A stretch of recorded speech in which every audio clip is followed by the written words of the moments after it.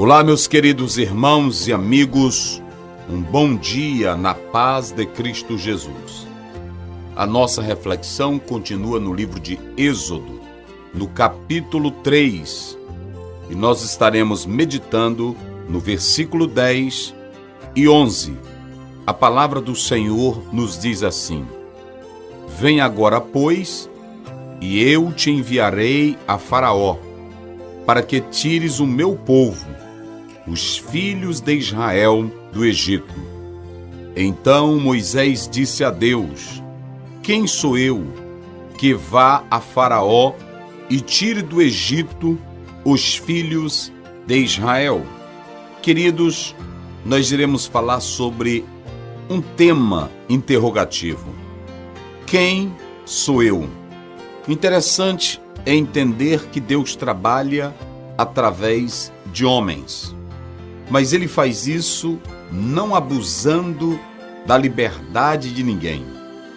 Todavia, requer que a pessoa escolhida, chamada por Ele, esteja pronta para submeter-se à sua vontade, estar pronta para obedecer em tudo. O que se tem no versículo 10, nós poderíamos chamar de a comissão divina que acontece através da ordem de Deus a Moisés. Deus é quem o chama e o comissiona para essa grande tarefa que ele irá desempenhar. Note que quem diz que vai é Deus. Você pode atentar para a leitura. Vem, pois, agora, e eu te enviarei a Faraó, para que tires o meu povo, os filhos de Israel, do Egito. O interessante, queridos, é perceber aqui que Deus, em todo o capítulo 2 e 3, Ele mesmo disse: Eu descerei, eu irei. Mas Ele vai fazer isso através de Moisés. Moisés é o homem escolhido para agir, para trabalhar, representando o Deus Todo-Poderoso. Alguns teólogos, estudiosos, biblistas, fazem ligação dessa comissão de Deus com Moisés com o ato de Jesus Cristo em comissionar seus discípulos, conforme aparece em João, no capítulo 20, versículo 21. Vejamos o que nos diz a palavra do Senhor nesse texto bíblico. Disse-lhe, pois, Jesus outra vez: Pai seja convosco. Assim como o Pai me enviou, também eu envio a vós.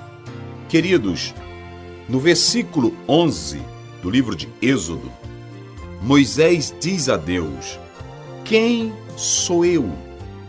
O interessante é se entender aqui que Moisés tinha consciência de quem era. Ele tinha consciência de sua própria existência. Agora, entender assim é importante para que se descarte qualquer tipo de questionamento quanto à sua existencialidade. Moisés não estava em uma crise existencial. Ele estava em uma crise consigo mesmo. Frente a tantas coisas que tinham acontecido em sua vida, desde o momento em que saiu do Egito, esse homem estava cercado de inúmeras dúvidas. E agora, diante dessa chamada, ele se sentia um pouco pressionado. E isso aconteceu também com Gideão.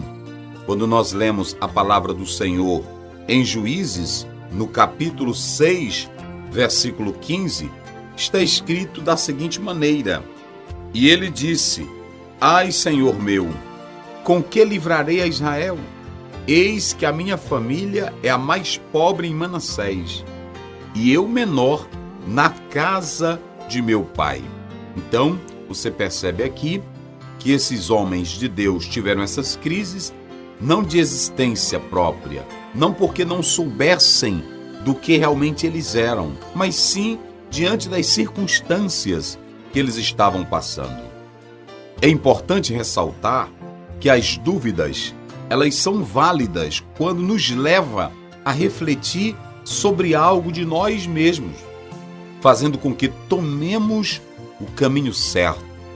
Todavia, quando essa dúvida ou desconfiança passa a gerar negatividade, falta de ação, incapacidade, resistência ao chamado divino, nesse caso ela já passa a ser prejudicial. Até certo ponto, isso é filosófico, a dúvida ela pode ser útil, porque com a dúvida se descobre outras coisas. Mas a dúvida no campo espiritual, especialmente do chamado do homem de Deus, ela não pode prosseguir de modo negativo, gerando uma certa resistência ao chamado de Deus. Perceba aqui que posteriormente, no capítulo 4, há uma ação enérgica de Deus contra Moisés por causa da dúvida negativa e incrédula que ele já estava tendo. Então, duvidar até certo ponto é importante, mas duvidar com incredulidade é totalmente descartado dentro do processo bíblico. As dúvidas que estavam dominando a Moisés já lhe colocava em uma situação de fracasso. E nós podemos confirmar isso lendo a palavra do Senhor no próprio texto de Êxodo, no capítulo 4, versículo 14. A palavra do Senhor nos diz da seguinte forma: Então se acendeu a ira do Senhor contra Moisés e disse: Não é Arão levita teu irmão? Eu sei que ele falará muito bem, e eis que ele também sai ao teu encontro, e vendo-te, se alegrará em seu coração. Note que a dúvida de Moisés, que já estava entrando no campo da incredulidade, ela causa um certo sentimento em Deus. Por isso que o versículo 14 do capítulo 4, ele se inicia: se acendeu a ira do Senhor. Nós podemos analisar aqui, nesse versículo 14, que Deus se ira contra Moisés. E essa ira foi necessária para que pudesse levar Moisés ao ponto certo de se entender o projeto de Deus. A pergunta de Moisés, quem sou eu? Ela foi gerada pelo contexto no qual ele vivia. Isso fez com que impactasse muito a sua vida, de maneira que ele procurava evasivas para fugir da missão para o qual Deus estava lhe chamando. Isso não aconteceu só com Moisés, mas com outros homens que foram chamados, como no caso do profeta Elias, dentre outros. Existem muitas pessoas que se fecham para a obra, não porque queiram fazer isso, mas por ter passado algum tipo de situação que lhe esfriou o chamado.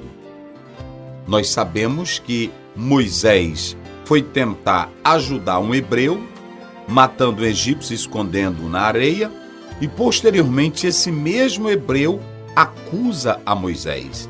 Então Moisés se decepciona com algumas coisas e ele não quer mais fazer essa obra. Então ele entra nessa crise, mas Deus fala com ele e o comissiona para esta missão.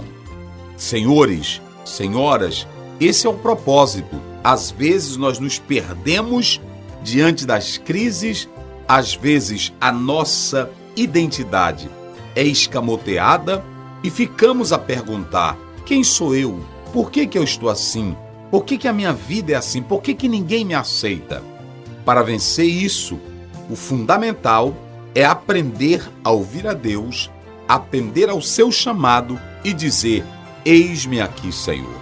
Portanto, guarde essa palavra no seu coração, que Deus nos abençoe para sempre. Amém.